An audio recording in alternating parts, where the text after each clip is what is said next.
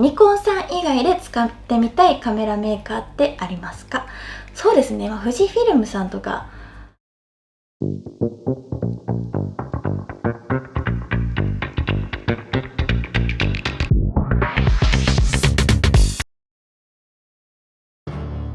これ約2年前の私です。そして今回ついに初めての富士フィルムのカメラを買いました。今回購入したのは富士フィルムの X100VI というカメラです。普段ソニーとニコンをメインに使っている私がなぜ今この富士フィルムのカメラを選んだのか、今日は実際に開封しながら触って、そして初めての OVF も覗いてみたいと思います。今回はこちらではなくてこっちを開封していきます。こっちもね早く開封したいんですけど、また後ほど、開封していきます。皆さんこんにちは、青ゆいです。早速ですが開封していきます。そう、私ね普段カメラやレンズはヨドバシカメラで購入することが多いんですけど、多いというかほぼそうですね。なので今回も最初はヨドバシカメラで探したんです。でもその時在庫がなくて、なので他のお店もねネットで探してた時にカメラの北村に在庫があったので、ずっと気になっていたカメラだったので、今買えるなら買っちゃおうということで、もうそのままね勢いで購入しました。なんかね予約とか入荷待ちとかじゃなくて、ちょうどネットを在庫で確認してて購入できました。かっこいい。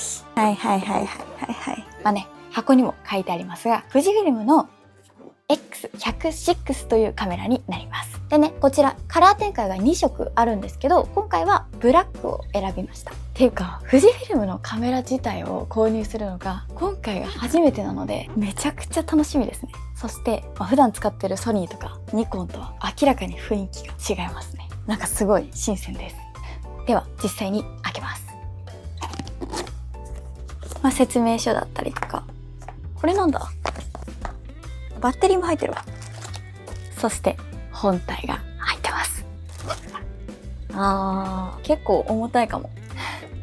これ APS-C なので、そう考えるとちょっと重たいなという印象があります。いやでもこんなもんか。でもそっか、レンズ一体型って考えたらこんなもんか。いやでもかっこいいね、とにかく。うわー、これね、富士ってこんな感じですよねっていうのがこの軍艦部でね伝わる。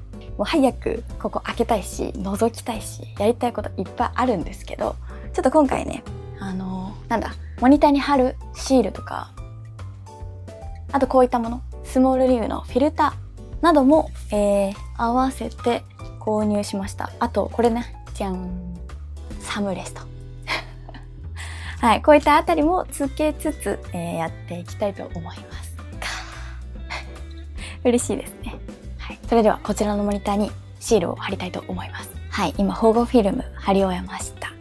なんかね、思ってたより金属部分がしっかりしてるなっていう印象です。てかね、ブラックにしてよかったなって思います。画面で見るとシルバーもねかなりかっこいいし可愛いし魅力的なんですけど、なんかね実際のブラック結構落ち着いた印象があって、すごくいいなと思います。サイズもレンズ込みで考えると、思ってたより薄くないですかお、ちょっと電池も入れようか。軽っ。電池入れてもね全然重さ変わりませんね。これもせっかくだからつけていこうかな。私ねこのねスモールリグ結構好きで、いろんなねカメラにベースプレートっていうのをつけてるんですけど、今回もねちょっと付属品スモールリグで揃えてみました。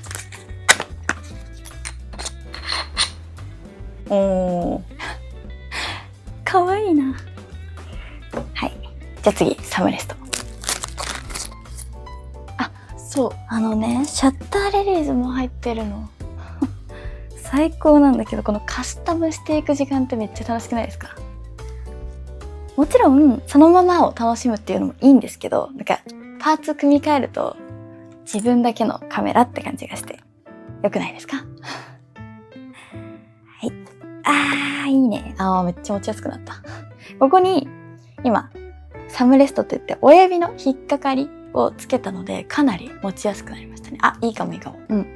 安心感があります。ここの赤いボタンもかっこいいですね。かわいい。めっちゃかわいい。どうですか？可愛くないですか？はい。ということで、私がね、この富士フィルム気になり始めたのは最近のことではありません。約2年前に出したこの質問コーナーの動画の中で、ニコン以外で気になってるメーカーってありますかという質問をいただきました。その時にね、私富士フィルムと答えたんですけど、具体的な機種としては XT5 と XS20 を挙げています。でね、この動画の中ではもっと深く踏み込んで話してはいなかったんですけど、実はね、ニコンで初めて買ったこの ZFC を購入する時に XT5 とこれどっちにするかめちゃくちゃ迷ってたんですよ。どちらも似たような見た目で可愛らしいじゃないですか。でもね、その時ちょうど XT5 の在庫がなくて、そこで最終的に選んだのがこれ、ニコン ZFC のシルバーです。あの日あの時、そこで富士フィルムを選んでいたらまた違った人生があったと思うと面白いですよね。そんなこんなで結果的に ZFC を選んだわけなんですけど、それでも富士フィルムへの興味が薄まったわけではなかったんです。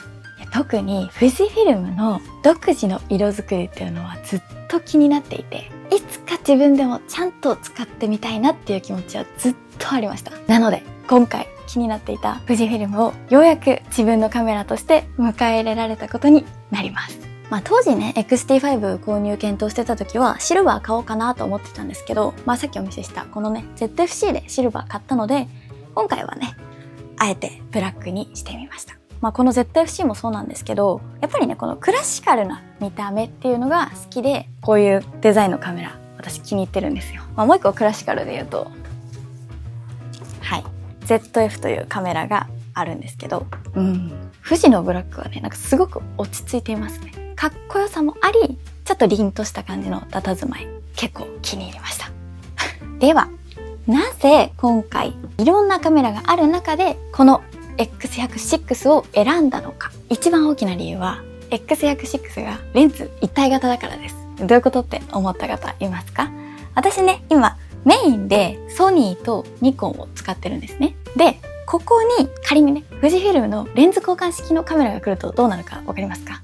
そうです。おそらくねボディを1台買うだけでは終わらないとどうせハマってしまったら標準レンズ買って広角買って望遠ってどうなんだろうって気になって、そうなるともう一つマウントを増やさなきゃいけなくなってしまうんですよ。でもこの X100VI は 23mm f2 のレンズ、 35mm 換算で 35mm 相当の単焦点レンズが固定されています。安心しましたね。つまりレンズを交換できない代わりにこの1台で完結します。私にとってはレンズ交換できないことは欠点ではなくて、新しい交換式レンズを一式増やさずとも富士フィルムの色味や撮影体験を楽しめることが大きな魅力でした。でね、私はレンズ交換できないカメラならではの楽しみも好きなんです。どのレンズを持っていくか考えずに、今日はこの価格だけで何を撮るかに集中できます。私の中でのこのカメラの立ち位置はライカの D-Lux8 に近いのかなと思ったりします。はい、もちろんね画角やセンサー面だけ見ると全然違うんですけど、レンズ構成を考えずに今日はこのカメラ1台だけと決めて持ち出せる存在としては近い使い方になるんじゃないかなと思っています。かっこいい。やっぱね見た目かっこいいカメラってテンション上がりますよね。話を戻すと、レンズ交換をできないという制約があるからこそ、そのカメラの画角で被写体を探すようになる X100VI ではそういった撮り方を楽しみたいと思います。でね、もう一つ気になっていた点が APS-C で約4020万画素というところです。フルサイズのね高画素機っていうのはいくつか持ってるんですけど、ここまでね高画素の APS-C って私持ってないんですよ。なので 35mm 相当の単焦点レンズと4020万画素の組み合わせでどこまで細かく描写できるのか、固定された一つの画角でも高画素を活かしてどこまで構図を追い込めるのか、もっと簡単に言うと APS-C とはいえ高画素機なのでトリミング体制とかも多少期待できるんじゃないかなと思っていますということです。なのでね、単に 35mm を楽しみつつも、トリミングとかしていけたらいいんじゃないかなと思っています。めっちゃ楽しみ35mm 私大好きなのでね、もちろんね、単純に画素数が高いからいいっていうことではないんですけど、普段使っているフルサイズ機とは違う感覚で撮影できそうなので、そこも楽しみです。じゃあせっかくなので電源を入れる前に軍艦部触ってみますね。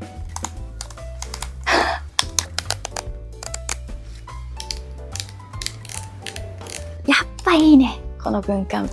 カリカリ感がいい。なんかね、軽すぎず重すぎずだね。操作するためのものではありますが、これね、触ってるだけで楽しいですね。設定値がこうやって上から見えるので、撮影前からカメラと向き合ってる感じがありますね。では電源を入れてみます。おー、ついた。スティックボタンあるのいいね。そっか。はいスティックボタンね、これ大事ですよね。今ね、初期設定をしております。あった。設定完了。ついた。うーわ。富士フィルムって感じ。はい。楽しみ。やばい。初富士。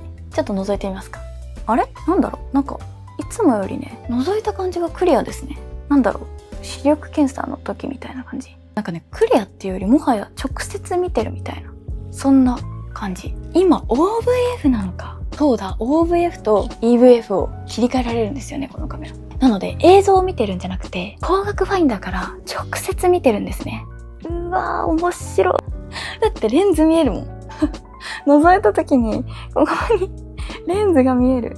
はい、面白いですね。初だから私 OVF。どうやって切り替えるんだろう。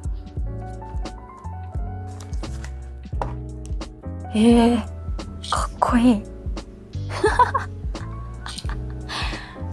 いいね。一つのカメラの中で EVF と OVF が切り替えられる。その感覚がすごい新鮮です。これはね、普段私 POV 視点なので、モニターを見ながら撮影することが多いんですけど、ちょっとね、覗きたくなっちゃいますね。すごっ。そして私が見た目も含めて気に入っているのが、このね、チルト液晶です。まずね、画面がカメラの真後ろ、光軸上に乗ったまま角度を変えられるので、チルトのね、この水平や平行の合わせやすさっていうのがすごく気に入っています。あとね、ローアングルとか、ハイアングルで使う時にも使いやすそうです。あとは単純にかっこいいですね。で、使わない時は、このように背面に薄くまとまってすごくかっこよくないですか？なので機能として便利なだけではなくて、収納した時にボディ全体がすっきりと薄くスマートにまとまるところが好きです。カメラのデザインを崩さずに必要な時だけ引き出せる。この X100VI にはチルト液晶すごく合ってますね。そして今回ね、私が一番試したいなと思っているところは富士フィルムの色味です。富士フィルムって約20種類だったかなのフィルムシミュレーションが搭載されています。私はね、普段基本的に JPEG で撮影して、その後スマホだったりパソコンでレタッチをしています。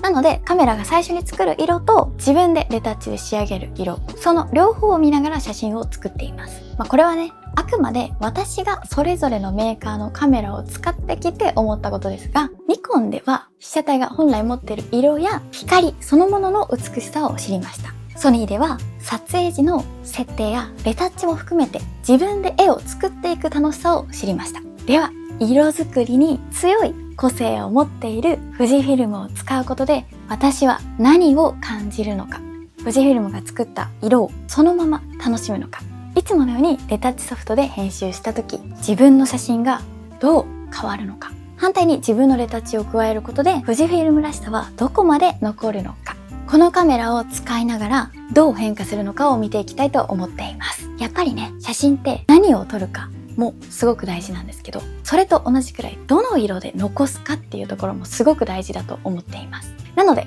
そのあたり見ていきたいなと思っています。じゃあちょっとね、実際にフィルムシミュレーションの画面見ていきたいと思います。どこに入ってんだろう。なんかね、あんまりわかんないんだよね、富士フィルムの操作。当たり前か。初めて使うからね。すっごい楽しみなんだよ。だからこれいいよね、説明書。なんか最近のカメラってあんまり説明書を長々と書くカメラね、ない気がするんですけど、助かるわ。で、おお、来た。何これ。すごっ。しかもなんかわかりやすい。これいいかも。クラシックネガ。うわ、かっこいい。はい。シネマとかめっちゃ好きなんだけど。わ。これ何？モノクロの中にも2つあって、片方はシャープな表現のモノクロです。だって。面白いね。うわ、そう、アスティア。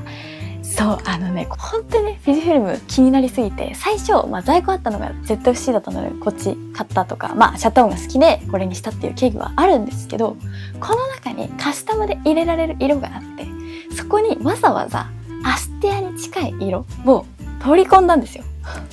それくらいね、ずっと前から富士の色味って気になってたので、最高だね。